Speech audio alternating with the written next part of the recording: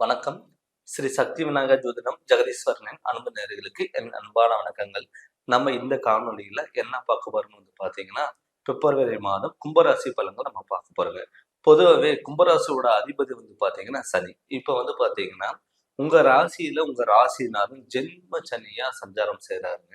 அது மட்டும் இல்லாம மேன ராசியில ராகு பகவானும், மேச ராசியில குரு பகவானும், கன்னி ராசியில கேது பகவானும், உங்க ராசிக்கு லாபஸ்தானத்துல அதாவது 11ஆம் இடத்துல பாத்தீங்கன்னா தனுசு ராசியில சுக்கிர பகவானும், 12ஆம் இடத்துல மகர ராசியில பாத்தீங்கன்னா சூரியனும் புதனும் செவ்வாயும் சேர்க்கேன்.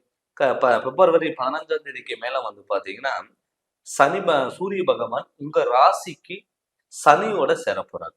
எப்பவுமே பொதுவாகவே இந்த கும்பராசிக்கு இப்ப ஜென்ம சனி வந்திருக்குங்க.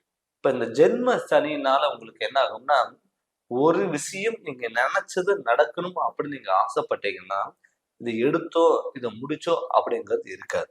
ஏன்னு கேட்டீங்கன்னா, உங்களுக்கு ஒரு விஷயம் நினைச்சீங்கன்னா அது ரொம்ப தாமதமாகும்.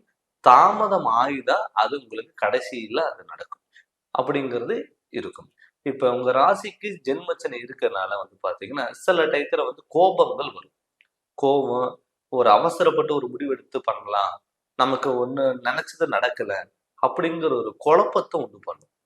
எதுக்கு எடுத்தாலும் ஒருத்தர்கிட்ட நீங்க பேசும்போதும் சரி, குடும்பத்துக்குள்ள பேசும்போதும் சரி, நீங்க நம்ம பண்றதுதான் கரெக்ட் அப்படிங்கிற எண்ணத்தை உங்க மேல உருவாக்கும்.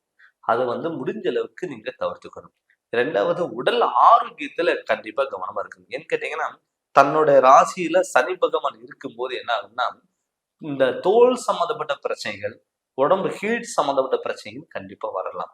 அது நீங்க முடிஞ்ச அளவுக்கு நீங்க தவிர்த்துக்கணும். ஏன்னு கேட்டீங்கன்னா, சனி இருக்கும்போது, ஜென்ம சனி இருக்கும்போதும் ஆல்ரெடி 7 சனி நமக்கு நடந்துட்டு இருக்கும்போது என்ன ஆகும்னா, ஆடம்பரங்கள், ஆசைகளை நம்மள தூண்ட வைக்கும். எது பார்த்தாலும் நம்ம ஆசைப்படணும், எது பார்த்தாலும் நம்ம வாங்கணும். ஒரு பொருள் நீங்க ஆசைப்பட்டுட்டீங்கன்னா, அது கடன் வாங்கியாவது நீங்க பண்ணணும் அப்படிங்கிற எண்ணம் உங்களுக்குள்ள வரும்.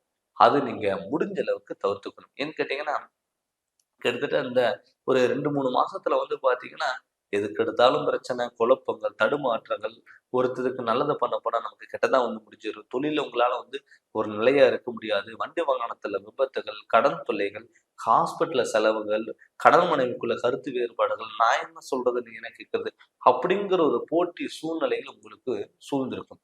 ஒரு முடிவெடுக்க முடியாம என்னடா பண்றது, எங்கேயாவது வீட்டை விட்டு வெளியே போயிடலாமா, இல்ல எங்கேயாவது தனிமையில என்ன இருந்துக்கலாமா அப்படிங்கறது எல்லாமே உங்களுக்கு தோணிருக்கும். அதுக்கு காரணம் பாத்தீங்கன்னா, உங்க ராசிநாதன் சனி பகவான். இப்ப அதோட உங்க ராசியில பிப்ரவரி 15ஆம் தேதிக்கு மேல சூரியனும் சேர போறாரு.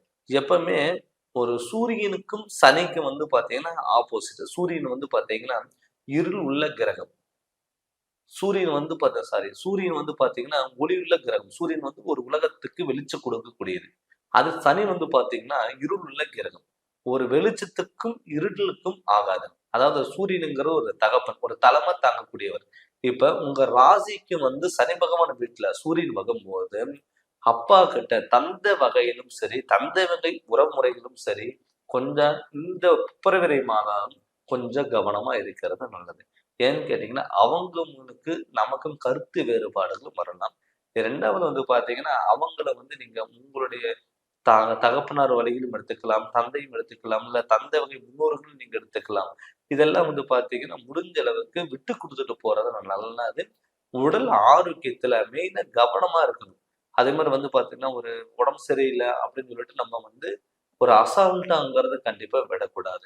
2வது இந்த பூர்வீக சொத்துனால நமக்கு சில டயத்துல நமக்கு கருத்து வேறுபாடுகள் வரலாம். சில டயத்துல பாத்தீங்கன்னா, பூர்வீக இடத்த மாத்தலாம், இல்ல பூர்வீகம் விட்டுட்டு போகலாம். இது மாதிரி எண்ணங்கள் நமக்கு தோணலாம். அது முடிஞ்ச அளவுக்கு பாத்துக்கோங்க, தவிர்த்துக்கோங்க. பூர்வீகத்துல ஏதாவது ஒரு வீடு கட்டலாம், இடம் வாங்கலாம், அதுங்கிறது கண்டிப்பா வேணாம்.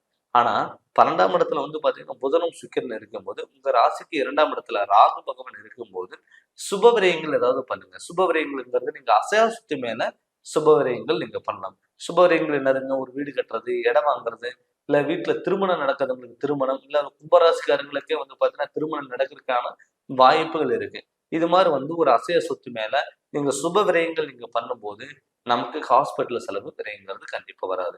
அது இல்லாம உங்க ராசிக்கு 2ஆம் இடத்துல ராகும், 8ஆம் இடத்துல கேது இருக்கு. உங்களுக்கு பாத்தீங்கன்னா திருமணங்கிறது கண்டிப்பா நடக்கும். ஏன்னு கேட்டீங்கன்னா, திருமண பேச்சு எடுத்தீங்கன்னா அது ஒரு சுப விரயமா கண்டிப்பா நடக்கும். ஏன்னு கேட்டீங்கன்னா திருமண பேச்சு எடுத்தாவே வீட்டுல சில பேர்த்துக்கு வந்து பார்த்துட்டீங்கன்னா தடங்கல் ஆகும். திருமணத்துக்கு மேல எண்ணங்கள் வராம போகும்.